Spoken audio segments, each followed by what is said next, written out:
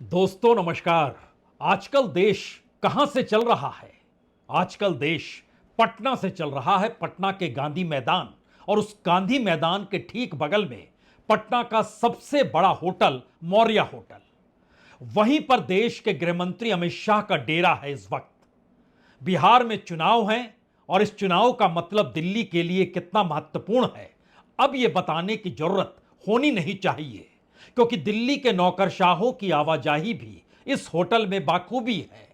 कांग्रेस के नेता तो आरोप लगा रहे हैं कि वहां जो सीसीटीवी है उसको कागज से ढक दिया गया है।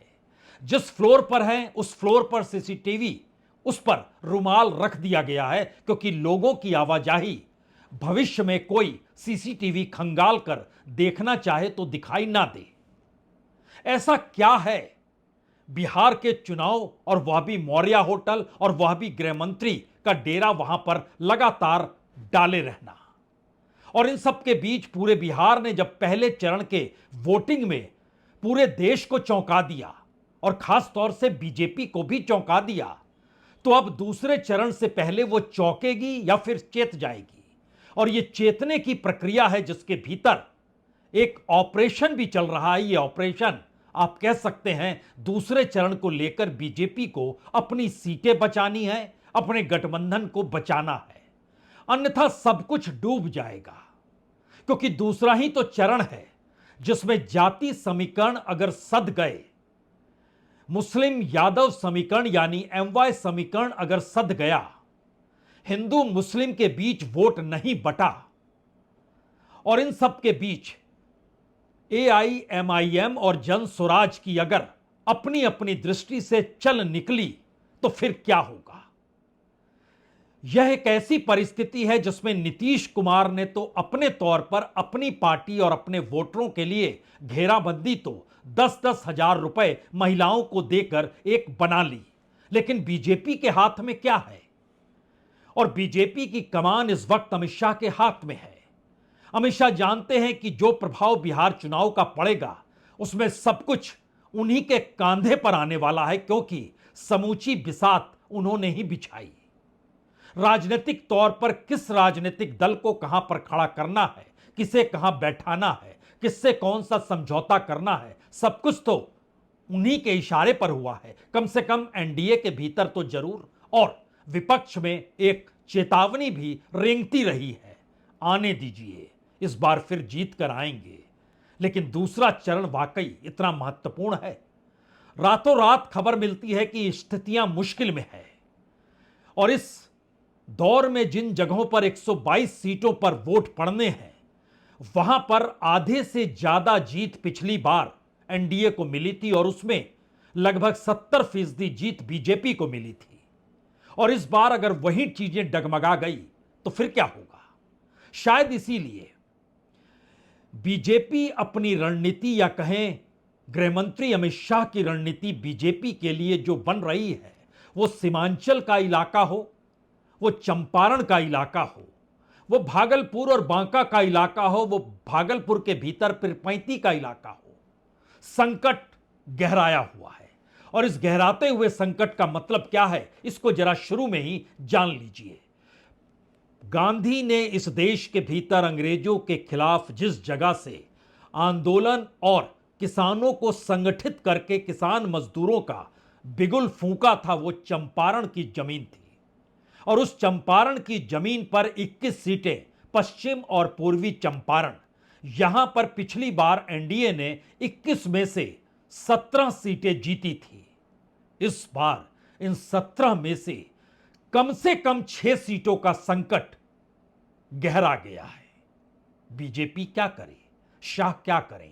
उसके बाद दूसरी परिस्थिति सीतामढ़ी और सुपौल और साथ में अररिया की है। इन 3 जगहों पर कुल मिला के 19 सीटें हैं। पिछली बार एनडीए यहां पर 15 सीटें जीती थी। इन 15 में से 5 सीटों का संकट गहरा गया है। बीजेपी क्या करे, शाह क्या करें? तीसरी परिस्थिति पूर्णिया और कटिहार की है। यहां की 14 सीटों में से 8 सीटों पर पिछली बार जीत मिली थी। 2 सीटों के समीकरण डगमगा गए हैं। बीजेपी क्या करे, शाह क्या करे? और चौथा संकट भागलपुर और बांका और जमुई का है, जहां की 16 में से 12 सीटें पिछली बार एनडीए ने जीती थी। इस बार इसमें से 6 सीटों का संकट गहरा रहा है। बीजेपी क्या करे, कैसे करे, और ये ऑपरेशन चुनाव प्रचार आज शाम खत्म हो गया। उस ऑपरेशन के बाद गांव-गांव और पंचायत स्तर पे, जी नहीं, बूथ स्तर पे नहीं, यह गांव और पंचायत का किस्सा है जिसके आश्रय बीजेपी को अपने वोट अगले 36 घंटों में दोबारा समेटने हैं, लौटाने हैं। क्योंकि अगर सीमांचल के इलाके में मुस्लिम बहुल तादाद जो वहां मौजूद है, उसने अगर एआईएमआईएम को नकार दिया है, जो पिछली बार सीमांचल में 5 सीटें जीत गई थी, तो इसका मतलब बहुत साफ है कि जिन 11 सीटों पर बिहार में सबसे ज्यादा मुस्लिमों की मौजूदगी है, उन 11 की 11 सीटों पर जीत महागठबंधन की मिल जाएगी। पिछली बार 6 सीटें जीती थी महागठबंधन ने और 5 सीटें एआईएमआईएम ने जीती थी। हालांकि बीजेपी या एनडीए वहां एक भी सीट नहीं जीत पाई थी, लेकिन एक शॉक ऑब्जर्वर के तौर पर एआईएमआईएम की मौजूदगी तो थी। लेकिन इस बार वहां के वोटर, मुस्लिम वोटर, ये कहने से हिचक नहीं रहे हैं कि ऐसे में बंटना नहीं क्यों है, क्योंकि ओवैसी का भाषण जो है वो सीधे सीधे हिंदू और मुस्लिम दो धाराओं के बीच में चुनाव को लाकर खड़ा कर देता और बीजेपी के यह अनुकूल स्थिति हो जाती है। इसीलिए बिहार के भीतर जो लगभग 50 से कुछ ज्यादा 53 सीटें हैं जहां पर मुस्लिम वोटर प्रभावी है, वहां पर 53 में से 36 सीटें पिछली बार एनडीए जीत गई थी। इस बार क्या होगा? उन 36 में से लगभग 18 सीटों का संकट है, तो यह तो बड़ा व्यापक संकट है। और फिर क्या यह ऑपरेशन जो है, उस ऑपरेशन के जरिए वोटरों को अपने अनुकूल बनाया जा सकेगा? हमारी टीम ने इस पे काम किया और हमारी टीम ने बतलाया कि दरअसल इन परिस्थितियों को इसलिए समझने की जरूरत है क्योंकि एक तरफ जब आप सीतामढ़ी का जिक्र करते हैं तो वहां सीता मंदिर का जिक्र अमित शाह कल कर रहे थे। आज वो जानते हैं कि दरअसल इस यानी दूसरे चरण में मुस्लिम बहुल इलाकों में जो खास तौर से मुस्लिम बहुल सीट है, 11 सीटें बहादुरगंज, ठाकुरगंज, किशनगंज, कोचाधामन, बायसी, कसबा, कदवा, बलरामपुर, अररिया, जोकीहाट और आमोर, इसमें से जिन 5 सीटों पर जीत मिली थी पिछली बार एआईएमआईएम को, उन 5 सीटों पर अब इस बार महागठबंधन का पलड़ा भारी है। लेकिन बात इससे साफ होती नहीं है। समझना यह जरूरी है क्योंकि इन सब के बीच इन सभी सीटों पर एआईएमआईएम ने 11 मुस्लिमों को उतार दिया। सिर्फ एक जोगीहाट अपने तौर पर है जहां पिछली बार एआईएम जीती थी, उसके उम्मीदवार निकलकर आरजेडी में शामिल होकर उन्हें कैंडिडेट के तौर पर खड़ा कर दिया गया है। लेकिन उससे हटकर अगर आप एक दूसरी परिस्थिति को परखें तो पिछली बार एआईएमआईएम थी, इस बार जनसुराज है। जनसुराज ने सीमांचल के हर सीट पर अपने उम्मीदवारों को खड़ा किया है और जनसुराज ने इस बार बिहार में सबसे ज्यादा मुस्लिम उम्मीदवार उतारे हैं। उनकी संख्या है 29। यहां तक कि एआईएमआईएम जो 29 सीटों पर लड़ रही है, उसने भी 3 सीटों पर मुस्लिम उम्मीदवारों को खड़ा नहीं किया है, यानी मैक्सिमम जनसुराज ने 29 उम्मीदवारों को उतारा है। आरजेडी ने 19 मुस्लिम उम्मीदवारों को उतारा, कांग्रेस ने 10 उतारा, सीपीआईएमएल ने 2 उतारा, यानी महागठबंधन ने 31 को उतारा। बीजेपी ने एक भी कैंडिडेट को मुस्लिम टिकट नहीं दिया, कहा कि वोट ही नहीं देते हैं तो क्यों टिकट दें, यानी उनके तरफ से बात साफ हो गई। तो ऐसे में जनता दल यूनाइटेड जो पिछली बार जितने भी मुस्लिम कैंडिडेट को उतारी थी, कोई जीत नहीं पाया था, तो इस बार उसने सिर्फ 4 मुस्लिम उम्मीदवारों को बनाया।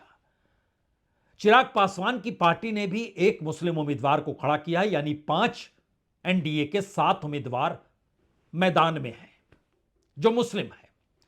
अब यहां पर सबसे बड़ा सवाल जो शुरू होता है, जहां पर चीजें डगमगाई है, उसमें किशनगंज, अररिया, सीतामढ़ी, कटिहार, पूर्णिया और पूर्वी चंपारण, इन तमाम जगहों पर इस बार जो वोटिंग होनी है, जो 43 सीटें हैं, उन जगहों पर बीजेपी को ज्यादा से ज्यादा जीत इसलिए मिली क्योंकि पिछली बार हिंदू और मुस्लिम वाली बात चल निकली थी। और इसीलिए जब आप एक एक चीज को परखेंगे, किशनगंज जैसी जगह पर जहां पर 4 सीट है वहां 68% मुस्लिम है। पिछली बार आरजेडी 1 सीट जीत पाई, कांग्रेस 1 सीट जीत पाई, एआईएमआईएम 2 सीट जीत पाई। लेकिन अररिया में जहां 40% से ज्यादा मुस्लिम है, वहां की 6 सीटों में से 2 सीट बीजेपी जीत गई, 2 सीट जेडीयू जीत गई। जो सीतामढ़ी का इलाका है वहां 20% से ज्यादा मुस्लिम है, 8 सीट है, वहां पर बीजेपी 4 सीट जीत गई थी, जनता दल यूनाइटेड 2 सीट जीत गई थी। इसी तर्ज पर कटिहार में 63% मुस्लिम वोटर है और बीजेपी यहां पर 3 सीट जीत गई थी।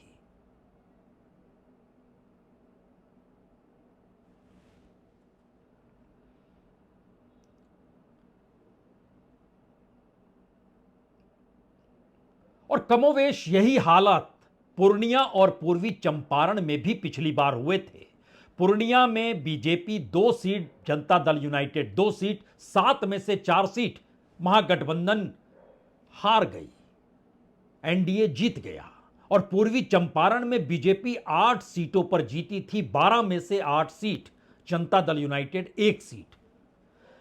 इस बार अगर यह स्थिति नहीं बन रही है तो फिर बीजेपी का क्या होगा? ऑपरेशन तो शुरू हो चुका है। इस ऑपरेशन का मतलब क्या हो, उससे पहले हमें लगता है कि आज चुनाव प्रचार से पहले जो आखिरी दौर के भाषण गृहमंत्री अमित शाह के चल रहे थे उसमें 3 बातों का जिक्र था। पहला जिक्र घुसपैठ का था, दूसरा जिक्र टेररिज्म का था, आतंकवाद का था, मुस्लिम टेररिज्म का था, और तीसरा जिक्र पाकिस्तान का था। और इसके आश्रय कहीं ना कहीं ध्रुवीकरण हो पाए हिंदू मुस्लिम की परिस्थितियों के बीच यह लकीर खींचने की कोशिश खुलकर की गई। एक हिस्सा सुनिए, अंदाज लग जाएगा। नरेंद्र मोदी जी ने देश को सुरक्षित किया। जब सोनिया, मनमोहन और लालू की सरकार थी, आए दिन आतंकवादी घुस जाते थे, हमारी धरती को लहूलुहान करते थे और भाग जाते थे, कोई पूछने वाला नहीं था। नरेंद्र मोदी जी की सरकार आई, उरी में हमला किया, हमने सर्जिकल स्ट्राइक किया, पुलवामा में हमला किया, एयर स्ट्राइक किया, और पहलगांव में हमारे यात्रियों को धर्म पूछ कर मारा, धर्म पूछ कर मारा। 22 दिन में ऑपरेशन सिंदूर कर पाकिस्तान के घर में घुसकर आतंकवाद का सफाया। आप कह सकते हैं बीजेपी अपने कोर इशू को जानती है, अपने कोर वोटर के भावनाओं को भी समझती है, इसीलिए वह जो भी लकीर राजनीतिक तौर पर खींचती है उसको आप या तो कह सकते हैं कि धर्म के आधार पर वोटों का ध्रुवीकरण कर रही है, या फिर सांप्रदायिकता के आश्रय परिस्थितियों को अपने अनुकूल करना चाह रही है। और फिर जब देश के गृह मंत्री ही इस तर्ज पर भाषण दे रहे हों तो अगला सवाल यह भी है, क्या वाकई बिहार के भीतर संकट बीजेपी के लिए गहरा चुका है? और प्रधानमंत्री मोदी, अगर आप ध्यान दें तो इस बार चुनाव प्रचार से बहुत करीब का हिस्सा उन्होंने बनाया नहीं। वो चाहते तो आज भी चुनाव प्रचार कर सकते थे, लेकिन आज वह उत्तराखंड की 25 साल पूरे होने के जश्न को मना रहे थे, भाषण वहां दे रहे थे। अगला सवाल, एक तरफ सांप्रदायिकता के आधार पर वोटों का ध्रुवीकरण, दूसरी तरफ जातीय समीकरणों के आश्रय। तो क्या जातीय समीकरण की डोर भी इस वक्त हाथ से एनडीए के निकल गई है?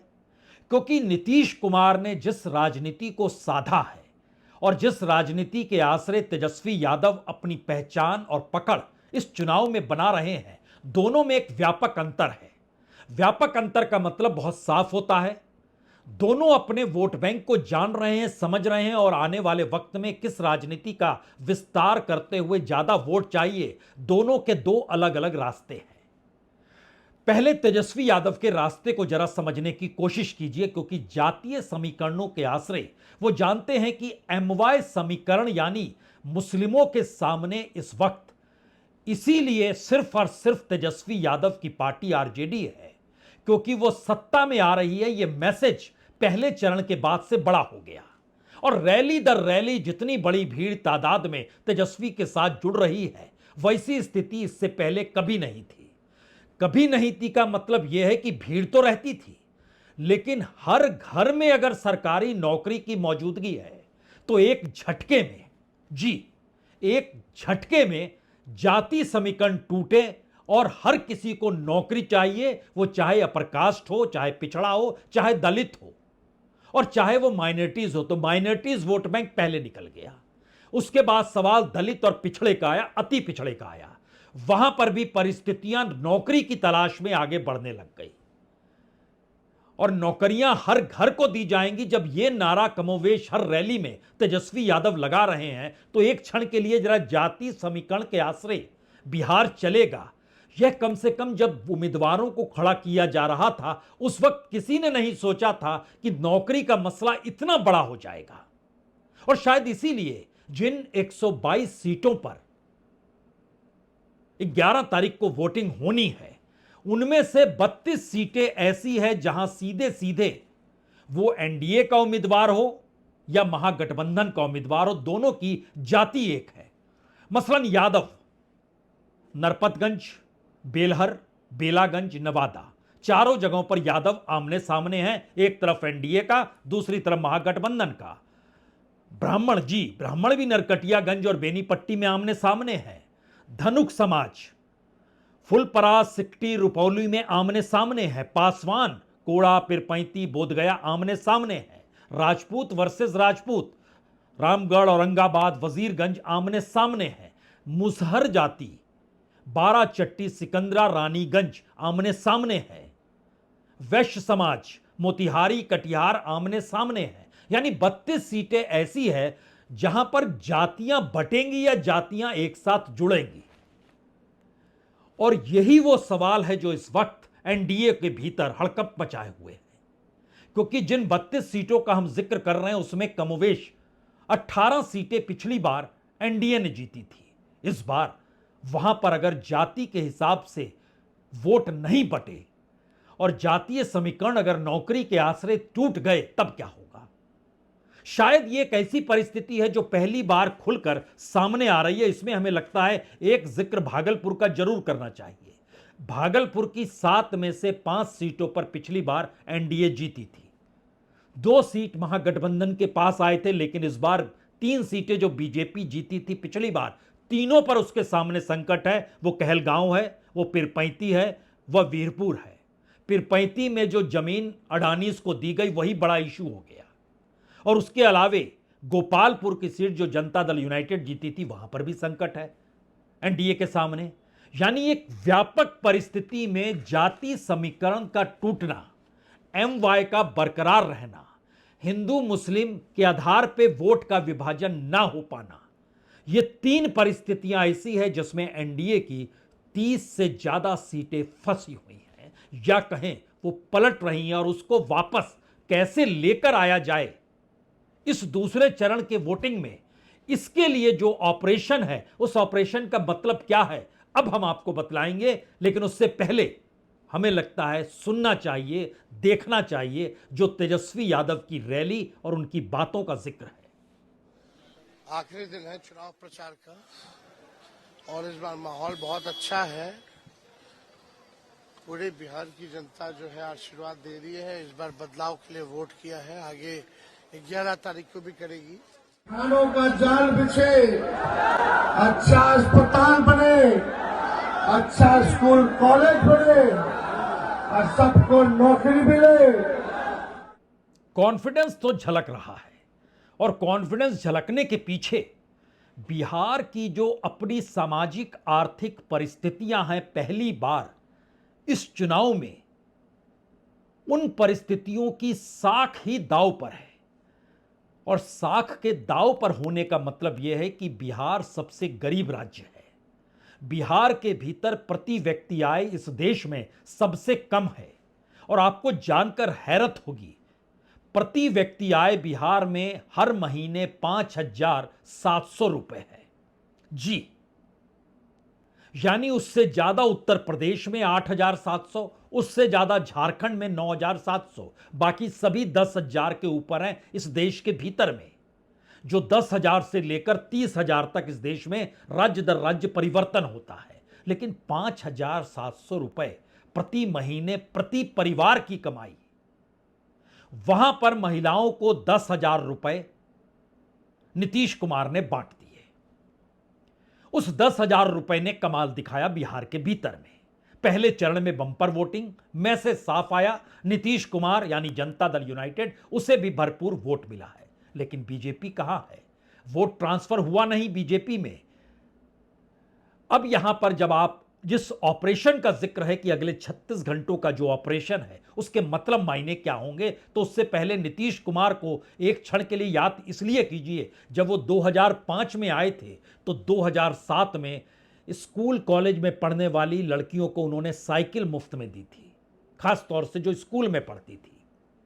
उसके बाद 2016 में उन्होंने शराबबंदी लगाई, जो पुरुषों की आपस में मारधाड़, पैसा लुटाना, ये करना वो करना, महिलाएं बड़ी खुश हुई।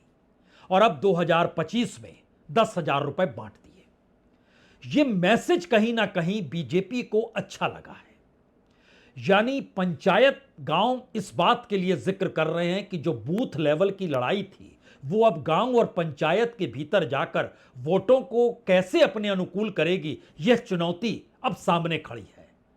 और इसमें एक बड़ा योगदान ऐसा नहीं है कि इस बार सिर्फ और सिर्फ बीजेपी का कार्यकर्ता, बल्कि बड़ी तादाद में गुजरात का योगदान भी आपको अलग अलग गांवों में नजर आ रहा होगा।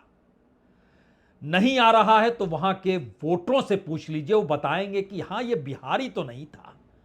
अच्छा, ये बिहारी था लेकिन इतना बिहारी पैसा लेकर चलता नहीं है। या फिर इन सबके बीच चीजें डाइवर्ट भी की जाती हैं। ऑपरेशन का दूसरा हिस्सा जिसमें वीवीपैट की जो पर्चियां थी वह आपको अलग अलग जगह पर दिखाई दी होंगी। ये आरोप भी लगे होंगे कि कहीं पर सीसीटीवी कैमरे बंद हो गए जहां पर ईवीएम मशीन रखी गई। ये आप कह सकते हैं कि डाइवर्ट है, लेकिन दूसरी तरफ इस बार दूसरे चरण को वोटर के अपने अनुकूल करना है। इसीलिए मुद्दों की इस लड़ाई में जो भावनात्मक तौर पर प्रधानमंत्री मोदी की भी परीक्षा है और उसके आश्रय इस देश के भीतर प्रधानमंत्री मोदी की मौजूदगी बिहार के लोगों को कितना भाती है या अच्छा लगती है, वह भी एक चुनौती के तौर पर है। यानी जंगल राज की बातों से आगे निकलकर अपनी मौजूदगी और सीधे तौर पर प्रधानमंत्री मोदी की मौजूदगी कैसे होगी, इसके अलग अलग तरीके अलग अलग गांव और पंचायत में इस वक्त चल पड़े हैं। जरूरी तो है, क्योंकि पहले चरण ने पूरे बिहार ने पूरे देश को चौंका दिया, इतनी बड़ी तादाद में वोटिंग। ऊपर से जनता दल यूनाइटेड की स्थिति का अच्छा होना, उल्टे परिस्थितियों में आरजेडी का कॉन्फिडेंस लौट आना। तेजस्वी यादव बतौर मुख्यमंत्री अब शपथ किस दिन लेंगे इसका ऐलान तो कर रहे थे। अब उनके करीबी साथी परिवार के लोग कह रहे हैं हाँ, शपथ ग्रहण में प्रधानमंत्री मोदी को भी आमंत्रित कर देंगे, क्योंकि वो कह के गए हैं आखिरी रैली में अब वो शपथ ग्रहण में आएंगे। ये उन्होंने नहीं कहा किसका शपथ ग्रहण, तो वो लौटेंगे तो हम बुला लेंगे। लेकिन इन तमाम धाराओं के बीच में एक धारा जो बीजेपी को सबसे ज्यादा डेंट कर रही है वो प्रशांत किशोर की धारा है, जो एक विकल्प के तौर पर पहले चरण को देख रहे हैं और बिहार के भीतर इस चुनाव के जनादेश को भी देख रहे हैं। 14 तारीख को जब बिहार की नई व्यवस्था बनेगी तो 14 के बाद किसी की भी युवा को, किसी के परिवार में लड़के को 10-12 हजार रुपए के रोजी रोजगार के लिए अपना गांव परिवार बिहार मधुबनी छोड़कर बाहर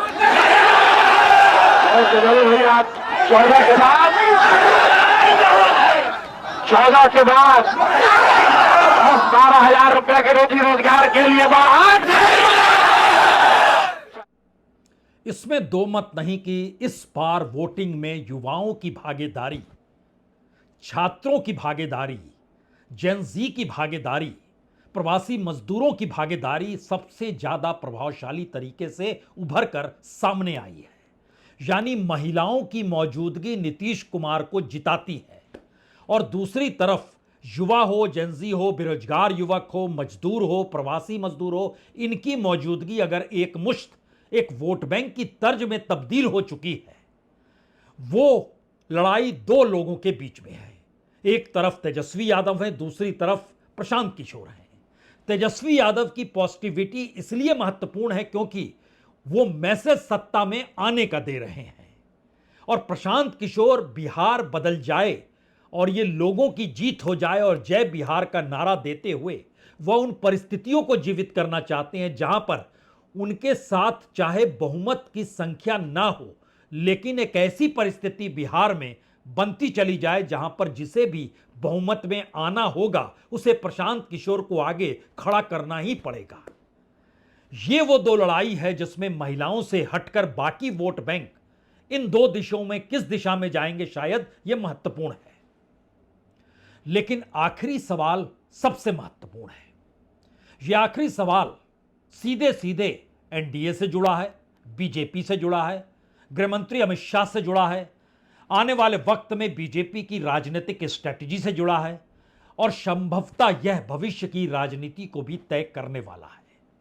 पहली परिस्थिति, दूसरे चरण की वोटिंग अगर 3% भी शिफ्ट होती है, यानी 3% ज्यादा अगर वोट शिफ्ट हो जाएं बिहार के भीतर में, कुल मिलाकर भी तो लगभग उस 3% का मतलब होता है 34 सीट एक झटके में महागठबंधन के पास चली जाएगी, या कहें अगर वो बट रही है तो वो एनडीए से 34 सीटें कम हो जाएंगी, यानी वो एक झटके में सत्ता से नीचे आ जाएगी।